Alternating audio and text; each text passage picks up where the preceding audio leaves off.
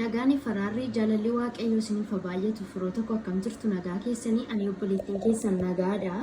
Waaqayyo isa nagaa koo baay'isee galanna ta'u galgala edaa tiktookii irraa waan tokko ni ilaalan ture asirraa jechuudha. Innis maalidha?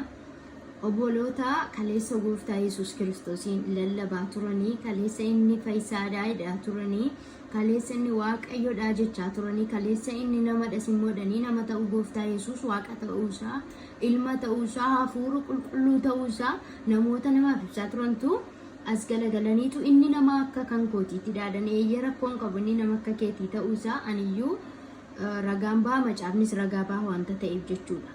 Inni waaqa miti kan jedhu garuu ani nagarree isin agartanitti yoo ta'e natti himaadha. Inni rabbiis miti jedhanii inni rabbiidha.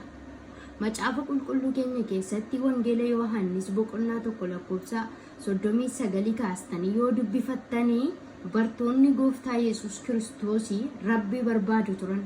Bartoota sana keessaa Naatinaa'el namni jedhamu isa tokko ture 49 irra natti fakkaata. Lakkoofsa 49 irratti Naatinaa'el namni jedhamu tokko ture tokko jedhe gooftaa Yesuusin ani rabbiin barbaadannaan Yesuus immoo deebisee inni ana dhedhe. Rabbiin suni anadha jedhee deebii laatiif kanaafuu Yesuusumtu rabbiidha. Rabbiin macaafni qulqulluun jedhu rabbiin isinitti amantan garuu tokko miti zeseemii miti. Kanaafuu rabbiin akka ta'e Yesuus ofii isaatii macaafa qulqulluu keessatti dubbateera. Wangeela Yohaannis boqonnaa 1 lakkoofsa 49 irratti Yesuus rabbii ta'uusaa ofii isaatiin dhugaa baheera. Inni kun jala murreetti amannaa jechuudha. Akkasuma Yesuus namadha. Yesuus namadha.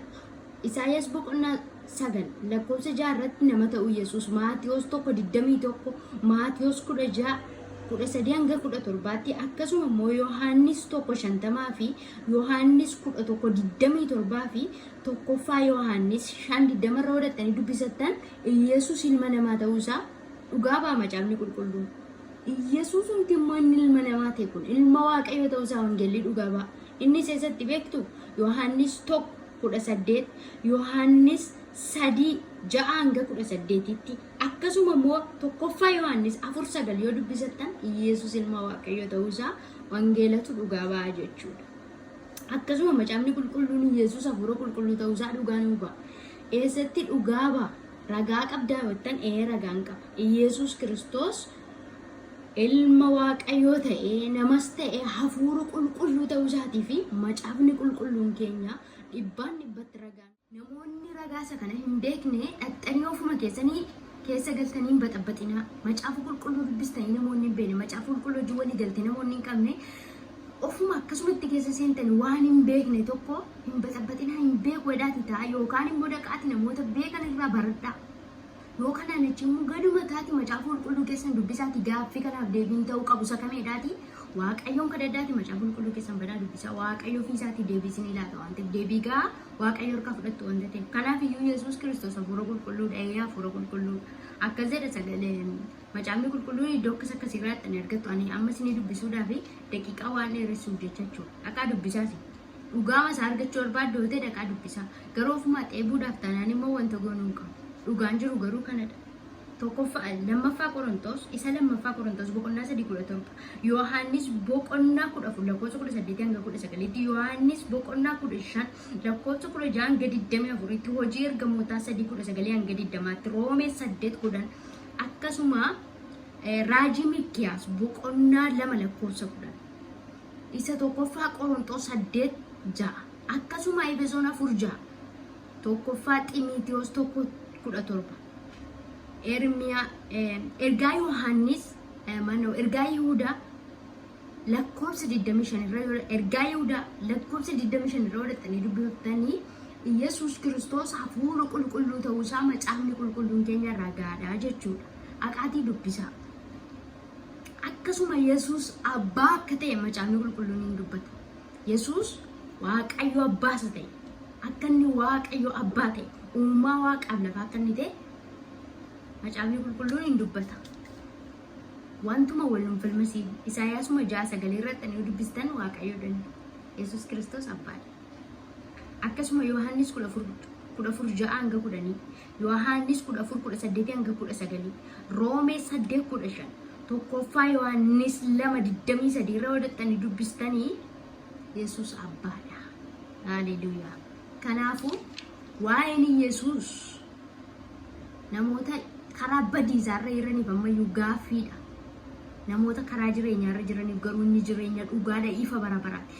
Yesus Kiristoos Waaqayyoodha. Waaqayyo ta'uu Yesus Kiristoos macaafa Isaayyaas boqonnaa 25 lakkoofsa 9, Isaayyaas 43:4, Maatiyos 1:23, Yohaannis 20:28, Roomaa boqonnaa 9 lakkoofsa 5, tokkoffaa Xiimotewos 3:16, Tiitoo boqonnaa 2 lakkoofsa 13-14, Ibroota 1:8, tokkoffaa Yohaannis lakkoofsa 20 odettanii dubbifattanii gamaan argattu Yesuus Waaqa akka ta'e argattu jechuudha. Kanaafiyyuu falmiirra, lolarra, qocolloorra, gaaffiirra macaafa qulqulluu qo'adhaa.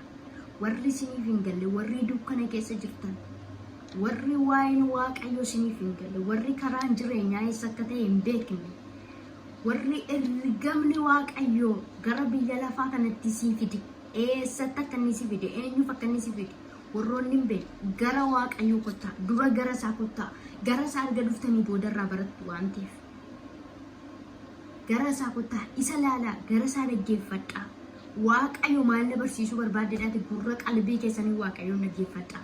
Waaqayyo gaafa sana isinitti dubbata waan ta'eef. Kanaafiyyuu obboloonni akka kanatti dogoggoraa jirtan isiniif wayyoo. Keessumaa warroonni tu beektanii dogoggortan. Akkas jedha macaafni qulqulluun. Nama duratti kan naganeedha. Ani immoo Gooftaa Yesuus iddoo kanatti dubbate waan isin garramu. Nama duratti kan naganeedha. Ani immoo abbaa gosa waaqarraa durattan isa ganuufan jiraedha. Kanaafiyyuu namoonni har'atu beektanii irraa gortan, akka immoo namoonni hin beekne irraa goraniif karaa taa'aa kan jirtan isiniif wayyoo. Isiniif wayyoo dhugaa. Waaqayyo callisee har'a waan isin callisee isin dhiisee bor callisee isinitti hin fakkaatin. Waaqayyo guyyaa tokko hin ka'a. Guyyaa tokko Waaqayyo hin ka'a. Akka godhe Waaqayyo hin ka'e gaafa teessoo isaarraa ka'e akka godhe Nabukadnezar mootii biyya 127 irratti mootii ta'ee jirutti qeensa sa'aatti baase. Akka sa'aasa godhe, gaanfatti godhe. Marga isa nyaachise waggaa 7, adabee isaa argisiise, gadi deebisee isaa argisiise, gad deebi'uu maal akka fakkaatu isaa agarsiise, Waaqayyo irratti ka'uu maal akka ta'e isaa argisiise, bu'aa hojii isaatii isaa agarsiise. Kanaafiyyuu guyyaa tokko ija hojii keessanii argattu.